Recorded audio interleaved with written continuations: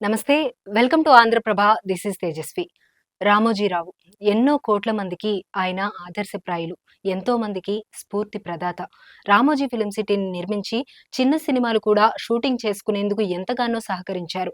నిర్మాతగా తొలినాళ్లలో బండ్ల గణేష్ హీరోగా తీసిన సినిమా షూటింగ్ రామోజీ ఫిల్మ్ సిటీలో చేయడానికి కారణం చిన్న సినిమాల పట్ల ఆయనకు ఉన్న ఆదరణ, పెద్ద మనస్సే.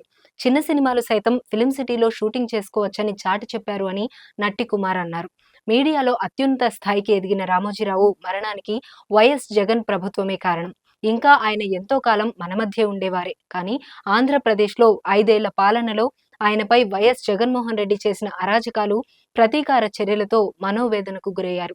అందువల్లే రామోజీ ఆరోగ్యం దెబ్బతింది.